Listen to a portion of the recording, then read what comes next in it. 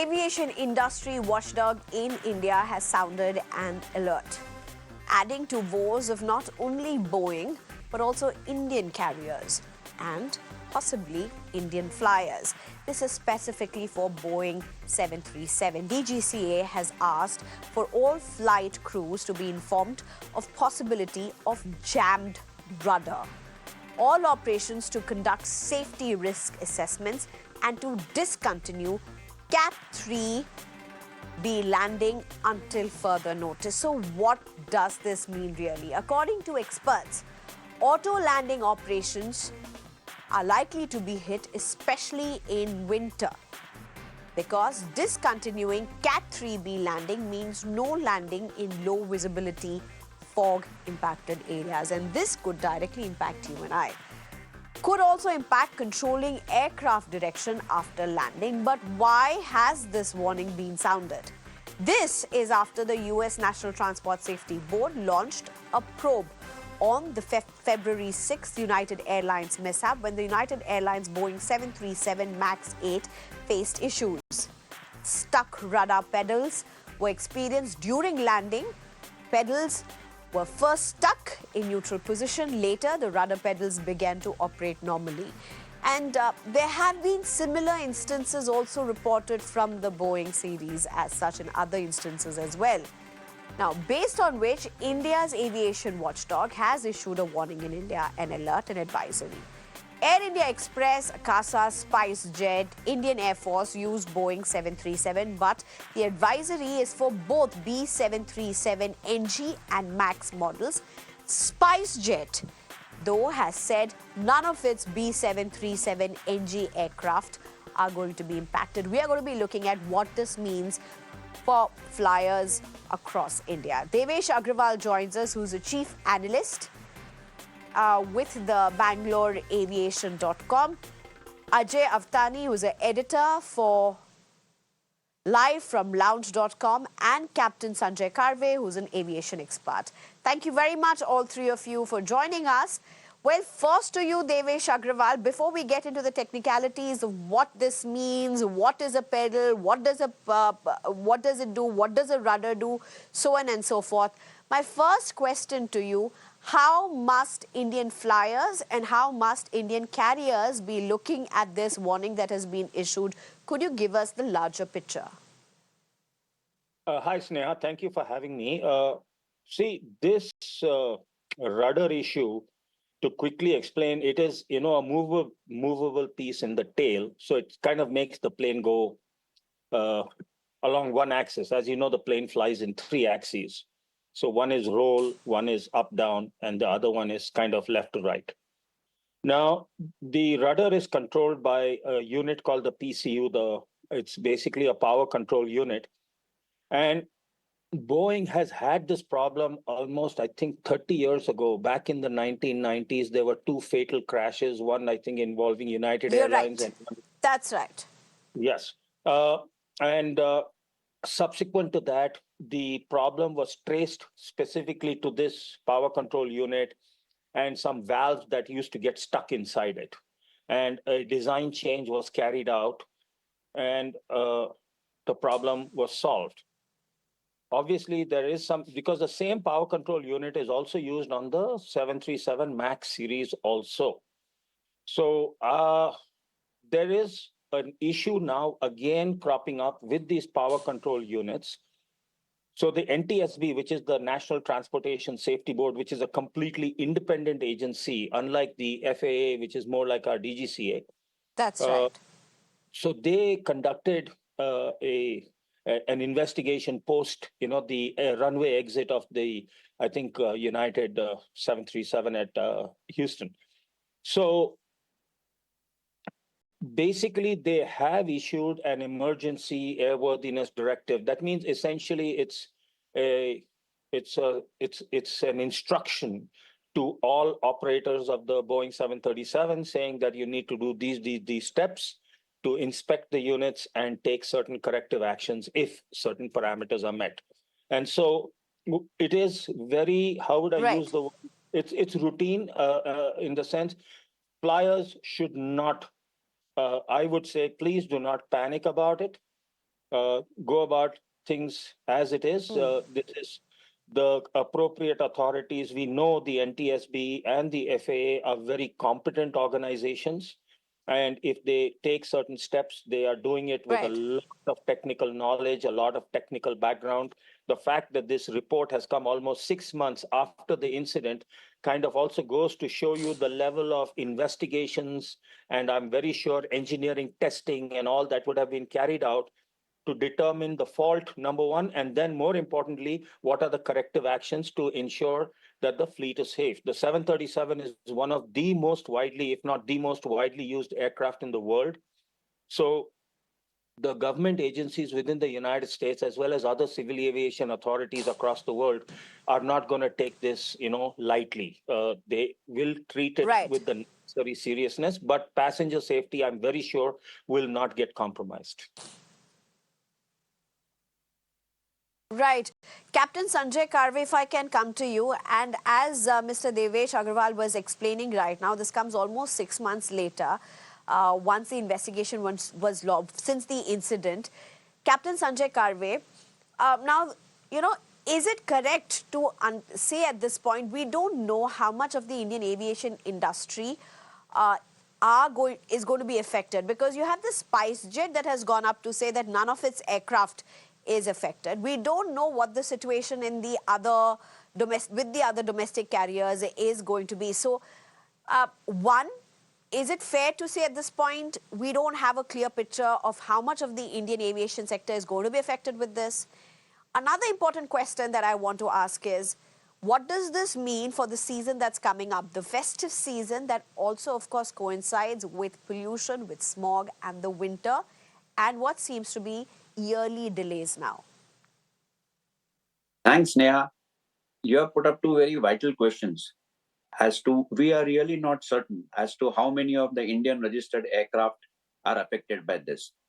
Point to note is a total of 353 units were manufactured by Collins Aerospace about this rollout guidance actuator, which are used for controlling the rudder pedals in an autoland. DGCA has very rightly banned use of autoland facilities for a CAT 3B landing, which, like my other panelist had pointed out, ensures that passenger safety is not compromised. What is worrisome is it Correct. has taken 6 months for this issue to crop up. One major issue, which fortunately no loss of lives. Boeing apparently claims that they had informed, or they have informed, all concerned airlines who have these parts with them. Now we really don't know whom to believe, whether to believe the airlines in India or to believe Boeing. Boeing has very categorically stated that 40 airlines have been impacted with 271 parts, and we have informed all airlines in the month of August. We are in early October. I refuse to believe that an airline cannot Right. figure out in a month and a half as to which are the aircraft which are impacted by this particular issue. As far as travel is concerned, primarily this is going to affect flights coming into Delhi. Delhi is one of the airports which uses autoland facility in fog in the month of end December, Jan and Feb. So if you're talking of non-usage of autoland facility, most of the airlines which are using this facility are going to be impacted, affected. I really don't know if DGCA circular also instructs foreign airlines to follow this, because there are some foreign airlines which come into India with a 737 version. This NTSB circular also specifies that these parts have been manufactured after 2017. So I really cannot understand how an Indian airline or an airline registered in India cannot figure out which are the aircraft which are impacted. Now, Collins has gone on to say that these parts need not necessarily be on the aircraft. It could possibly be in the spares, which is more worrisome, because with the sort of traffic which is going up, Right. the shortage of aircraft in India, there is a very high probability that someone is going to say, look, I will use this aircraft only in the southern sectors of India, where the temperatures very rarely go below 25 degrees centigrade. Very conveniently forgetting that this icing can take place at 35,000 feet or 40,000 feet, at which levels this aircraft operate. So I would like to commend DGCA for coming out with a prompt action. Interestingly, FAA for 6 months has kept quiet about it. It has not come out with any circular. Normally, FAA has a tradition of issuing something known as a CANIC, that is continuous Right. airworthiness notification for international community. Now, there is no CANIC issued by FAA on this particular incident, despite the fact that we have already had two more incidents on foreign carriers. So I really don't know as to why FAA is Right. keeping quiet about it. And if you permit me, Sneha, there is something interesting piece of information which your viewers would like to know. The new CEO of Boeing, that is Mr. Katie Oldberg, was the head of Collins Aerospace from 2013 to 2018. And Collins Aerospace is the company which I manufactures see. this rollout actuator.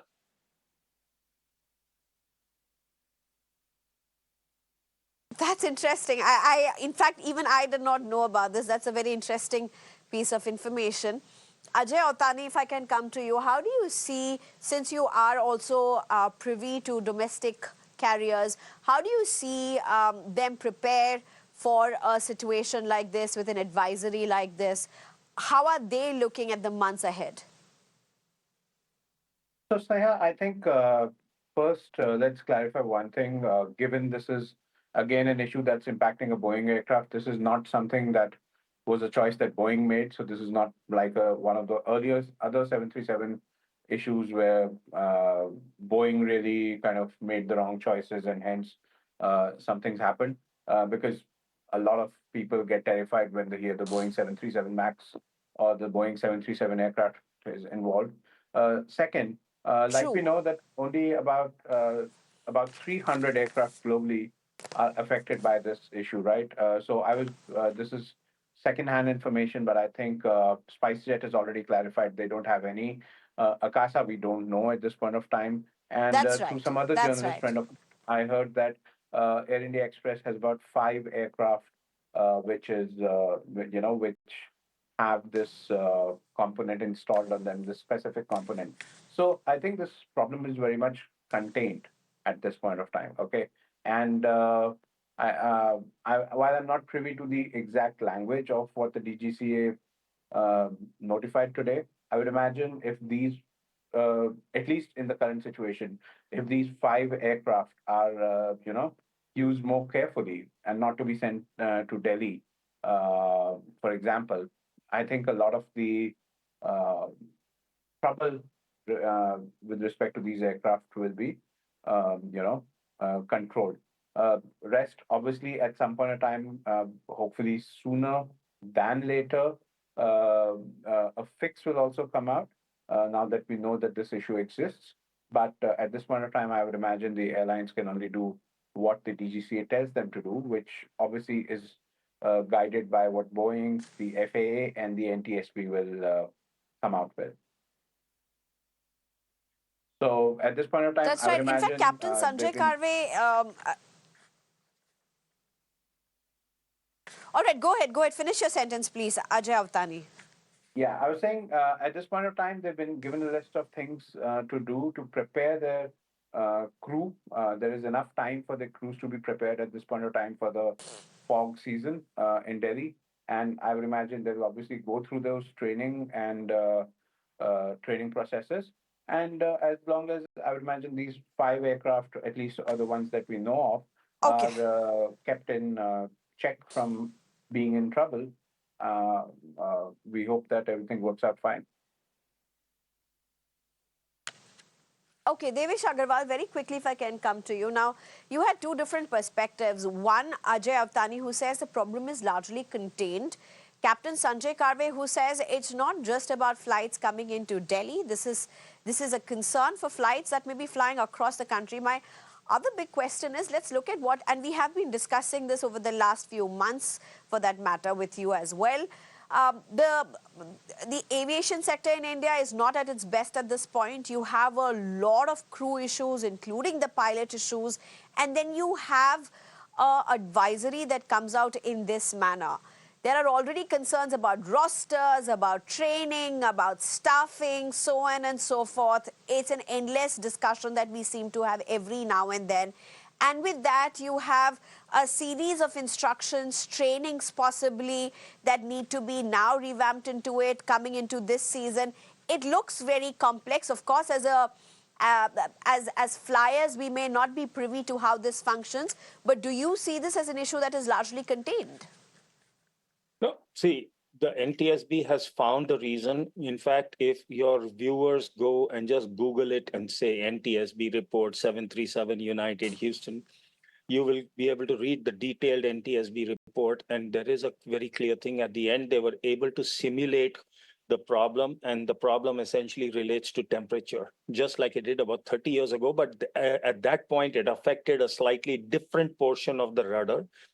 That issue has been resolved. This is another portion, as Captain said, it is more towards the Autoland system. So the NTSB is a very, very capable organization. I have spent many years in the United States observing them, and they are a very, very qualified technical organization. And if you see any American aircraft that is involved with an air crash anywhere in the world, even the two MAX crashes, the NTSB gets involved. So they are a very competent organization. And when they have made a certain set of suggestions, I am very confident that that part flyers should not worry about. What they definitely should worry about is the upcoming winter season. I do not know what kind of preparations the airports have made. It is still, there is a very weak consumer law.